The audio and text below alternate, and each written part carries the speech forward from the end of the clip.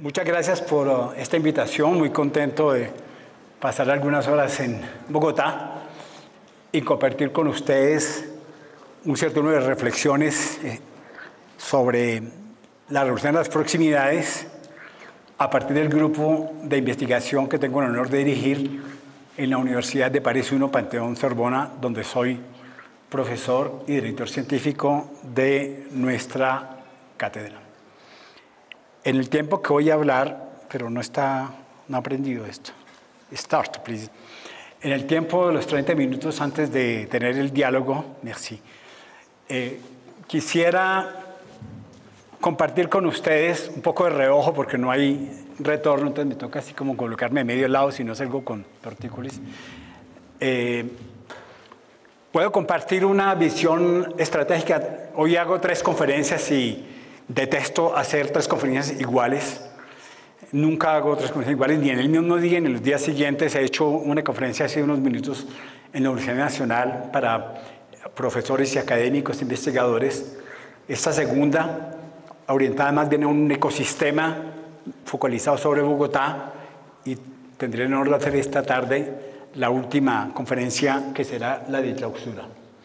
Entonces quiero hablar sobre esta temática de cómo rediseñar nuestras ciudades a partir de una visión completamente distinta a los 70 años de zonificación y de la Carta de Atenas, que tiene su huella en ciudades del mundo, incluyendo Bogotá. Y quiero evocar una manera de pensar la ciudad distinta, de pensar la ciudad hacia los servicios, hacia la calidad de vida, hacia la proximidad, la descentralización, la distribución. Quiero hablar de una Bogotá en la cual podamos diseñar una serie de servicios saliendo de polémicas egóticas y de polémicas oscuras sobre las infraestructuras y ciertas movilidades, algunas de ellas del siglo XX, por no decir del siglo XIX, cuando hablamos de ciertas configuraciones estructurales de metros que no corresponden a la satisfacción de necesidades y la calidad de vida. Esta imagen ha dado la vuelta al mundo. Estoy muy orgulloso de ella porque esta imagen la hicimos con la alcaldesa de París, Ana Hidalgo, cuando ella era candidata a su reelección. Y cuando imaginamos con el movimiento cívico París en Común un París distinto, comprometido en la lucha contra el cambio climático, basado sobre un rediseño de la ciudad de naturaleza de servicios de proximidad, policéntrica, distribuida. Hemos hablado de la escuela capital de mi barrio, hemos hablado de volver la ciudad más natural, hemos hablado de generalizar el bien común en el servicio, incluyendo privados tales como el comercio y sus proximidades. Estamos reimaginando una ciudad en la cual no tengamos que sufrir el martirio que yo acabo de sufrir estando a algunos minutos de aquí, dando una conferencia en la Universidad Nacional, en el cual me dijeron, te llevamos en carro, serán 10 minutos, y cuando salimos finalmente ha tocado que alguien hable antes de mí porque pasamos 20 minutos en el mismo lugar, incluyendo los buses del denominado Transmilenio, mezclado con los autos, y finalmente, ¿qué me tocó hacer para llegar lo menos tarde posible? Bajarme y terminar a pie. Esa es la razón por la cual llegué después de la hora indicada. Es imposible que podamos estar en una ciudad en los cuales algunos metros son un martirio en términos de desplazamiento, y no contemos la polución generada igualmente, no solamente en CO2, sino en partículas finas, igualmente NOx, PM10, PM2 y PM1. Entonces, con Ana Hidalgo imaginamos esta ciudad de proximidades como reflejo de lo que sería la implementación de un trabajo teórico desarrollado desde el año 2010, ya no para hacer una Smart City, de la cual fue pionero, porque no soy ni arquitecto ni urbanista, soy matemático y especializado en ciencias de la computación, y reimaginamos una ciudad en la cual no fuera el tecnosolucionismo ni las infraestructuras tecnológicas el centro de la transformación, sino que fueran los servicios. Con Ana Hidalgo realizamos ese trabajo bastante detallado de proponer una ciudad como París que se redistribuya en unas proximidades que le llamamos felices. Y justamente en el 2019, cuando ella tomó este tema como clave, espina dorsal de la regeneración urbana, nos encontramos pocos meses después, en marzo del 2020, con el COVID, que a nivel mundial mostró la fuerza y la febleza del mundo urbano, la fuerza porque siendo las ciudades el centro de generador de economía y de sociabilidad, al silenciarla está la febleza estructural de un mundo con el cual sin ciudades, sin reorganización de sus servicios, se vuelven ciudades fantasmas. Y el COVID nos mostró que era posible recuperar una manera de vivir diferente, de ocupar el espacio público, de regenerar tiempos urbanos de sociabilidad diferentes, y la Red Mundial de Ciudades, el C40, a la que pertenece en Colombia, Bogotá, Medellín, y en América Latina, Buenos Aires, Sao Paulo, Río, Quito, ha generado una manera de mirar la ciudad, grandes ciudades, grandes metrópolis, bajo el ángulo de la proximidad de servicios, bajo el ángulo de la prosperidad, bajo el ángulo de una ciudad más natural, que nos pueda transformar la discusión para salir de discusiones estériles de cuál es el ego de aquel que pensó la mejor infraestructura, que es la peor, porque cuando tengo 20 minutos finalmente que me toca terminar a pie, pues realmente es defraudante. Pensando más bien la ciudad de otra manera. Y le he dicho al diario El Tiempo, que me ha entrevistado hace unas semanas, qué pienso de Bogotá, y digo, estoy cansado de la guerra de egos, estoy cansado de dejar de pensar en una ciudad sobre sus servicios, estoy cansado de tener que insistir en que hemos dejado de lado desde hace mucho tiempo lo esencial de una ciudad en cualquier lugar del mundo, que sea una hiperregión, que sea grande, que sea mediana, que sea pequeña, que sea rural, que tenga un entorno metropolitano, cuando lo esencial tendría que ser cómo humanizar la ciudad, cómo recuperar tiempo útil, cómo recuperar tiempo de sociabilidad, cómo recuperar un tiempo ecológico en el cual la ecología no es colocarse camisetas verdes para cada vez que voy a dar un discurso me toman la foto, sino vivir en el cotidiano con una baja huella de carbono, pero accediendo a los servicios esenciales, que es lo fundamental en una ciudad. Entonces basta de demagogia, basta de populismo, basta de discusiones estériles de decir el metro que yo contraté y que ahora está haciendo tal persona. No, por favor, démosle altura. Salgamos de debates del XXº siglo e incluso salgamos de debates del XIX siglo, porque los metros elevados fueron configuraciones que remontan a 1880 y los que existen ahora en ciertas ciudades como New York son herencias del urbanismo del siglo XIX, cuando no hay ningún metro en una ciudad compacta que no sea subterráneo, no porque sea mejor o no, sino porque tenemos que reflexionar sobre cuáles son los servicios que se han ofrecido a los ciudadanos en su territorialidad. Y el éxito mundial de este concepto, que efectivamente soy el padre desde el 2010 y se ha popularizado desde el 2016, que la alcaldesa de París tomó en el 2019, que se convirtió en la bandera no solamente de París, sino de muchas ciudades del mundo en el 2020, y que hoy en día, 3 años después, tiene múltiples implementaciones, es porque hemos construido un paradigma distinto para enfocar la calidad de vida urbana o territorial de una manera tal que su conceptualización pueda aplicarse a cualquier tipo de ciudad, grande o pequeña, a cualquier tipo de territorio, grande o pequeño, dando la posibilidad a cada cual de ofrecer un marco conceptual que se pueda contextualizar, adaptar a los contextos sociológicos, económicos, culturales, religiosos, de costumbres de cada cual en diferentes lugares del mundo. Este es un mapa aún limitado porque tenemos hoy en día muchas más ciudades del mundo, pero que representan cómo las necesidades locales tienen que desarrollarse. Ninguna necesidad local puede satisfacerse hoy en día si continuamos a ignorar deliberadamente el efecto del cambio climático. Las barras de Hawkins se aplican igualmente en América Latina. Un siglo de cambio climático en América Latina y el Caribe, la respuesta de las barras rojas es evidente que no podemos continuar así. Con los desastres que se producen igualmente, permanentemente, directamente o indirectamente, y que en este continente están afectando hoy en día casi 300 millones de personas, y estamos solamente ahora en la continuidad de algo que va a incrementarse mucho más. Tenemos que tomar conciencia en la elaboración de políticas públicas nacionales. Este país quiere ser potencia mundial para la vida. Ese es un nuevo plan de desarrollo, pero no puede hacerlo ignorando las necesidades vitales de un país urbano en 80% de lo que representa. en uno de los continentes más urbanizados del mundo. Hay más urbanización en América Latina que en Europa. 84%, cuando yo salí de Colombia hace 40 años, era 40% el peso del mundo urbano frente a 60% en la ruralidad. Lógicamente, las tensiones sociales, políticas, militares, eran basadas en la ruralidad. Y hoy en día se ha invertido. Un país que tiene 80% de urbanización, que sean grandes, medianas o pequeñas, estamos hablando de un centro de gravedad que se ha desplazado. Y ningún plan nacional de desarrollo puede tener éxito si no se considera lo esencial, que es la calidad de vida de los urbanos, independientemente del tamaño de la ciudad.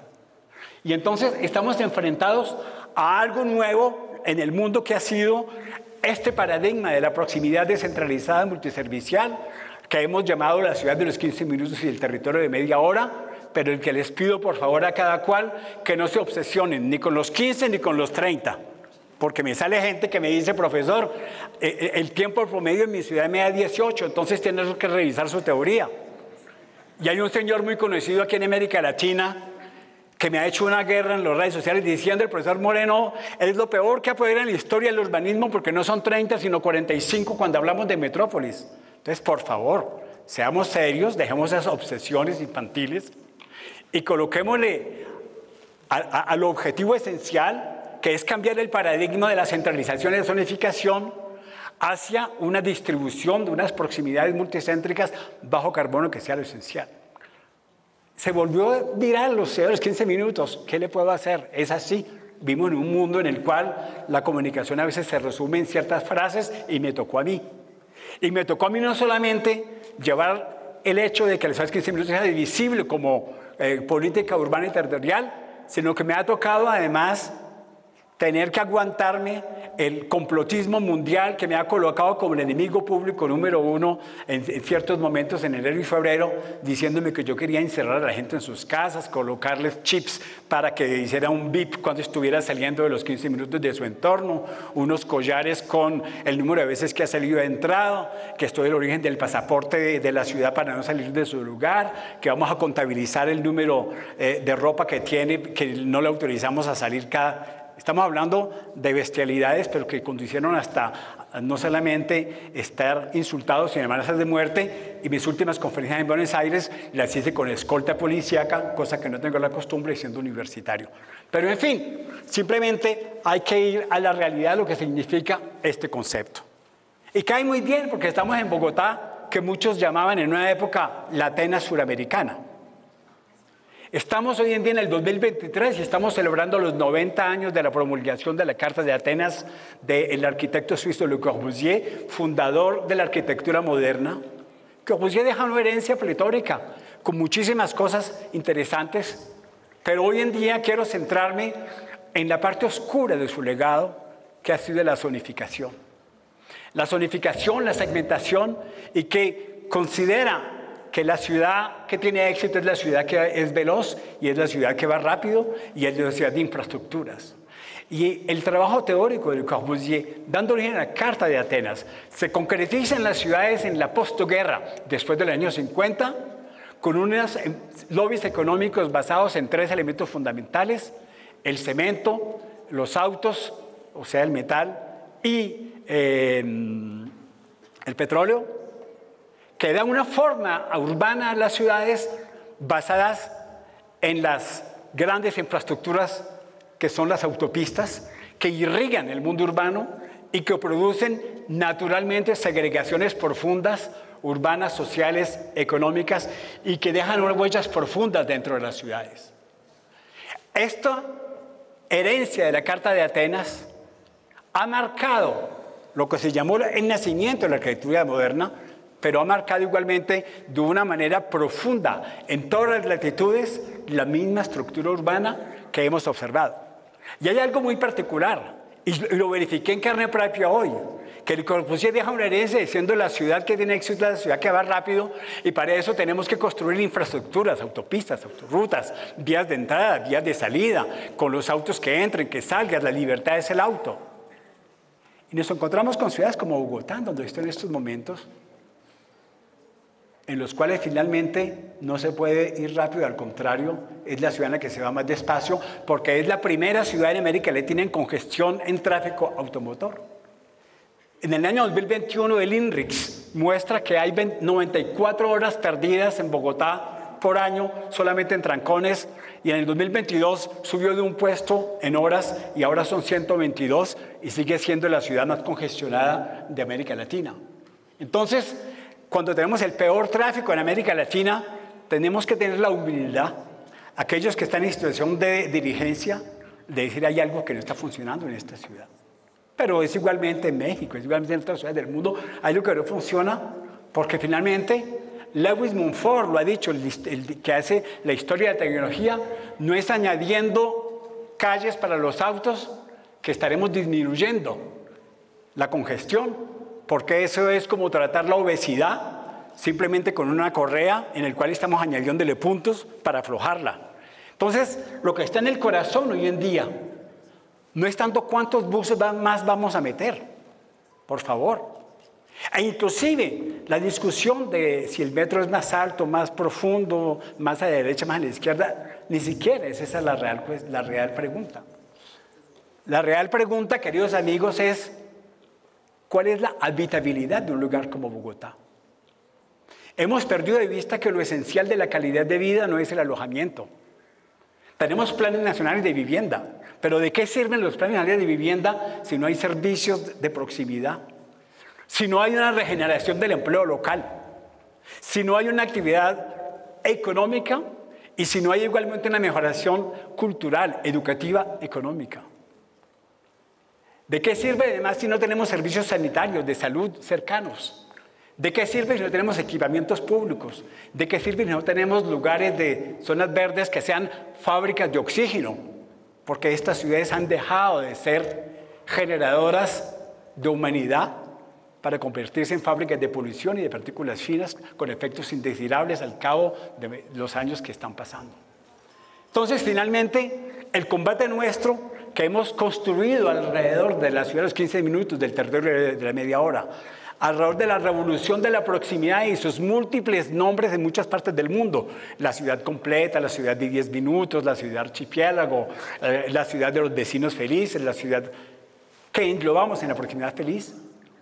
Es decir, que hemos perdido lo esencial de lo que es la vida urbana y territorial, su habitabilidad. Casi nunca oigo hablar de habitabilidad en América Latina, porque estamos no solamente en la herencia de Le Corbusier sobre la manera de zonificar la ciudad, que es lo que tenemos hoy en día, pero estamos en la herencia igualmente de Henri Lefebvre, el droit à la ville, el derecho a la ciudad, que llevó una batalla muy fuerte en los sectores sociales y progresistas más avanzados por el derecho a la ciudad, pero basado en el derecho al alojamiento, que fue una reivindicación importante por la construcción tan informal que hay en las ciudades. El barrio Simón Bolívar, con más de 2,5 millones de habitantes, representa la informalidad que se asentó y que se convirtió en barrio, pero sin esta noción de servicios que van a su lado, o las villas miseria. Entonces tenemos que recuperar la vitalidad urbana y territorial, y para eso hay un elemento esencial que son los servicios de proximidad y el tiempo útil. Estamos viviendo en una ciudad como Bogotá en la que estamos perdiendo nuestro tiempo útil, y puedo hacer un testimonio, porque entre el Museo de Arte de la Universidad Nacional y Corferias eran 15 minutos a pie y terminé haciendo media hora, terminé con 15 minutos inútiles y mucho más, simplemente porque el vector de la movilidad es el auto mezclado con el Transmilenio y mezclado con, y no hay estructuras, ni siquiera, no podía ni siquiera venir de bicicleta, sino era montando por el andén. Eso no es posible. Entonces, hoy en día, la batalla de la proximidad es la batalla de la dignificación humana, y no puede haber dignificación humana de sus habitantes si no hay tiempo útil, si no hay tiempo personal, si no hay tiempo familiar, si no hay tiempo social, si no hay tiempo de compartir con sus colegas de trabajo, si no hay tiempo ecológico que nos permita disminuir voluntariamente y naturalmente nuestra huella ecológica sin tener que tener un látigo por detrás que nos está afanando. Entonces, finalmente, lo que falta en ciudades como Bogotá es una política pública alrededor de la calidad de vida, pero no solamente en Bogotá, en muchos lugares de Colombia y en muchos lugares de América Latina.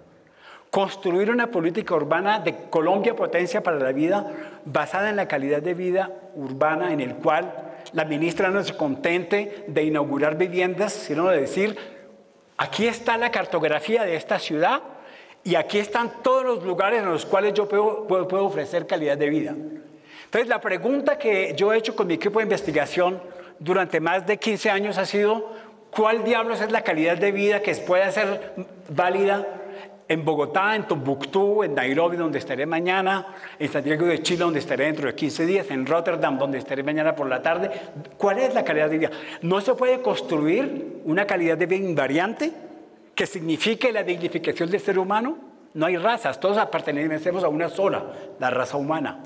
No hay una capacidad colectiva a construir una habitabilidad que dignifique al ser humano, cualesquiera que sea el lugar donde viva. Esa es la pregunta fundamental a la que he consagrado 15 años de actividad investigativa, constatando que en Bogotá, en París, en Tombuctú, en Nairobi, en Rotterdam, en Santiago, en cualquier lugar, estamos viviendo la consecuencia del modelo económico generado después de la Carta de Atenas, basado en esta idea de zonificación que llevó a una profunda segregación urbana y territorial, que alojarse no es vivir en la ciudad y que necesitamos entonces construir una nueva narrativa para fortalecer el tejido urbano y territorial, que es inaceptable vivir bajo este estrés, que es inaceptable vivir y trabajar, que es inaceptable las cartas del tiempo de más de 2 horas de transporte, que hemos aceptado lo inaceptable en todas estas ciudades, largos desplazamientos cotidianos de pérdida de tiempo, edificios mal utilizados. El monofuncionalismo es una plaga que tenemos que erradicar radicalmente porque es un negocio constructivo en el cual un edificio, una función, y el edificio en sí mismo no funciona sino menos del 40% de su tiempo porque el resto está cerrado porque es solamente por una función. La pérdida de interacciones sociales, culturales, económicas en los barrios, la segmentación, la fractura, la zonificación, las desigualdades. Tenemos que decir finalmente basta a 7 décadas de zonificación eficaz que han generado, como le dice mi amigo Richard Sennett en el prólogo de mi libro, las largas distancias que convierten en un vicio cuando la proximidad debería ser una virtud. Y todo vicio tiene adicciones. Y la adicción del vicio a largas distancias es el auto particular con combustibles fósiles. Entonces estamos perdiendo por todos los lados. Y más allá, aún el transporte masivo se convierte en un transporte invivible porque estamos en horas de punta y estamos entonces transportando a la gente como rebaños de animales y no en la dignificación del ser humano, y eso es muy claro. En París, en Buenos Aires, en Mongolia, la ciudad más polucionada del mundo, capital del país con menos densidad por habitante porque la gente vive en la ciudad con una gran zonificación. Entonces, finalmente, estamos pagando muy caro la colorización de las ciudades separando las funciones sociales. Cualquier ejercicio que se haga en el mundo urbano con cualquier persona diciendo identifique las necesidades esenciales de su ciudad, termina con colores en los cuales son largas distancias, la resultante para poder vincularlos entre ellos, lo que significa largos transportes, muchos en auto, porque socialmente tenemos el chip de que entre más grande sea mi auto, entonces soy más importante. Además, con el machismo hospedador de mujeres, es una realidad. Y el transporte público en condiciones muy difíciles. Entonces nosotros hemos hecho ese trabajo exploratorio en muchas ciudades del mundo y estas son las cartografías que dan. Los colores están separados. Cada vez que se va más hacia el centro, se puede obtener más mixidad de funcional y cada vez que se va más hacia la periferia, se observa el rojo, o sea, una pérdida de integración de funciones sociales. Eso es el modelo que estamos teniendo. Entonces nosotros estamos proponiendo dejar de un lado la página de la zonificación. Estamos diciendo que es un error considerar la vivienda como un fin en sí mismo, siendo un alojamiento sin integrar sus condiciones de habitabilidad, y que la nueva narrativa urbana y territorial tiene que ser la misma para los alcaldes, los gobernadores, los presidentes, el sector económico, las empresas de la organización urbana, el ciudadano, los que hacen business, para tener un objetivo común que sea la transformación urbana. Y para esto tenemos que tener en cuenta las realidades que estamos viviendo. Esto es la ciudad en la que estamos. Estructuralmente, ¿quién puede levantar la mano para decir mi metro o mi elevado es la solución y además mis buses son geniales? Cuando se tiene un mapa de esto en el cual a mi derecha está la densidad de la población y se puede observar cómo está vinculada hacia el sur en sobredensidad y a la derecha está la densidad de los empleos, un mapa hecho por el equipo de los Andes del sur de Guzmán con la densidad de los empleos.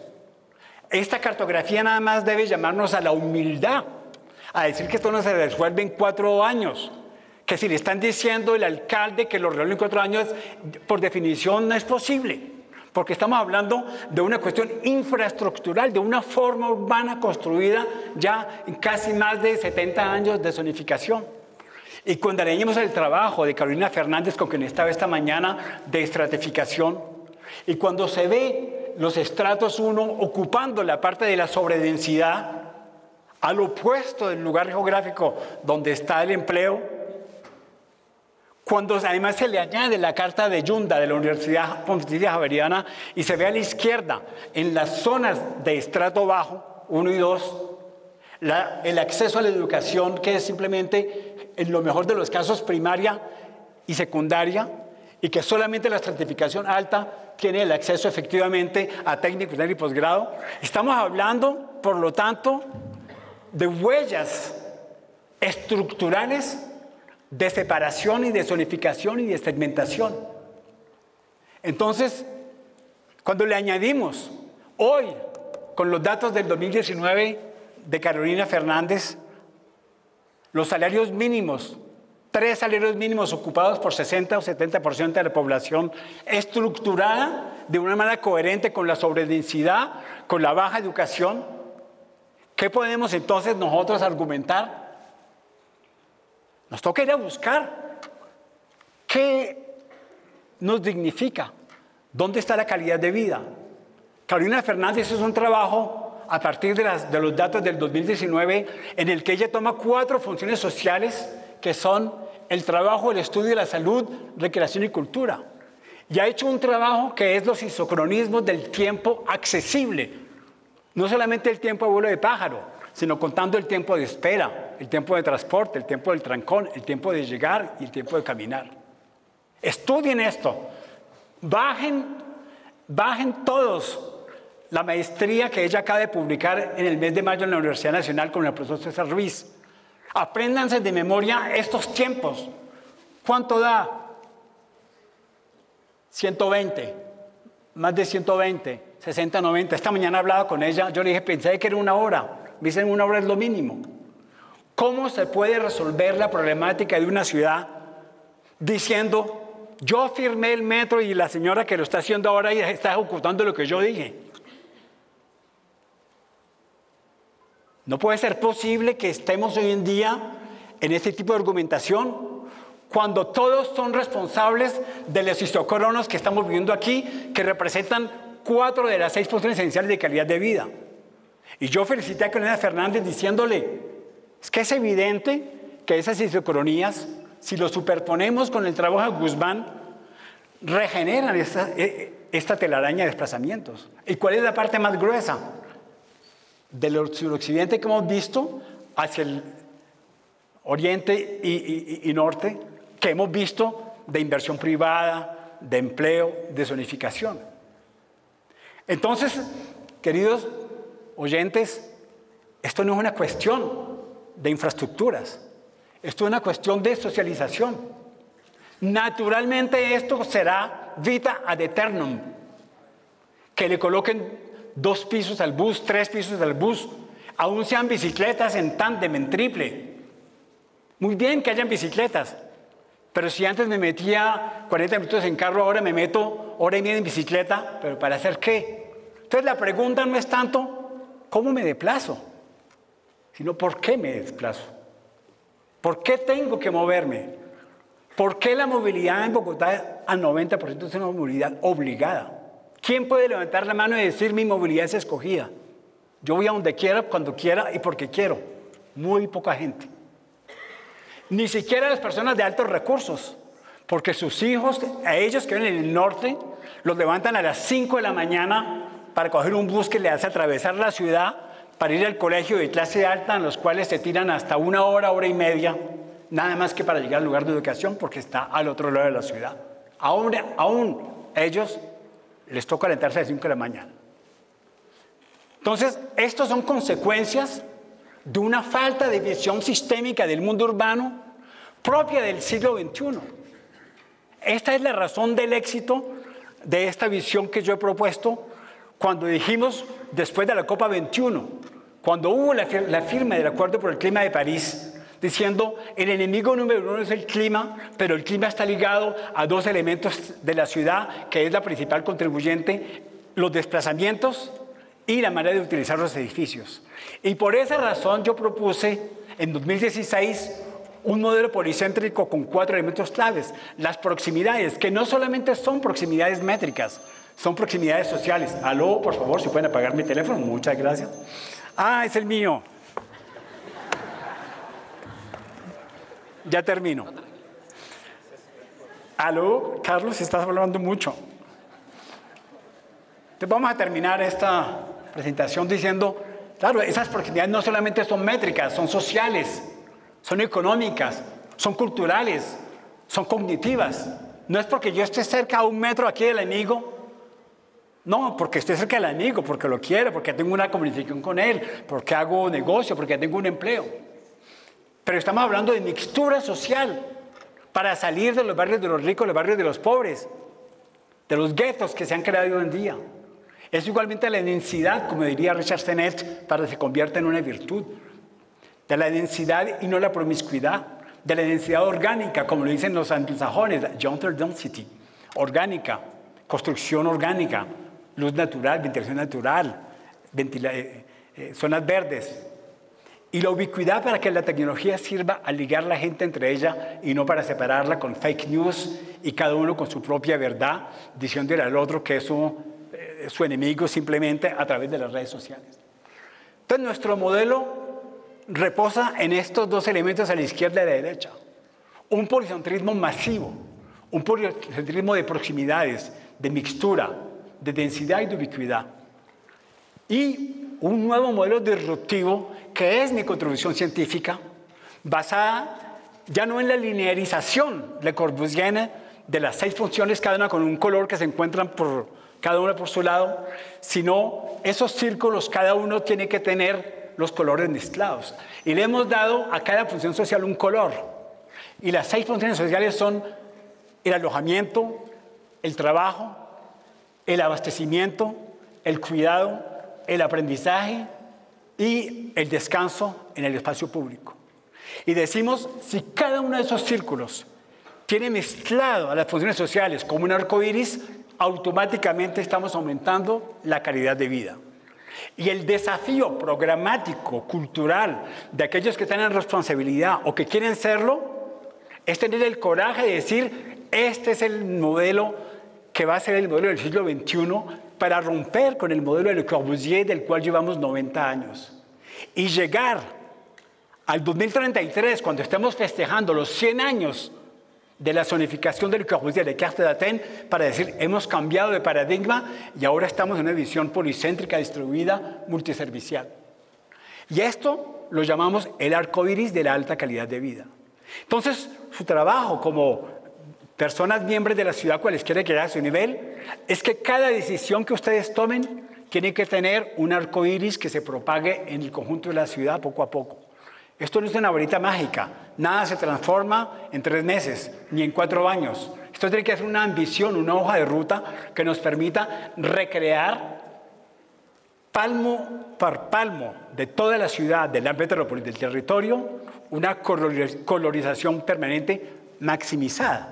Y para esto necesita reunir al conjunto de los actores de la ciudad, sociales, ecológicos, económicos, para recrear un nuevo criterio que nosotros hemos bautizado la alta calidad de vida social, policentrismo, multiservicios, circularidad social, un urbanismo que dignifique al ser humano.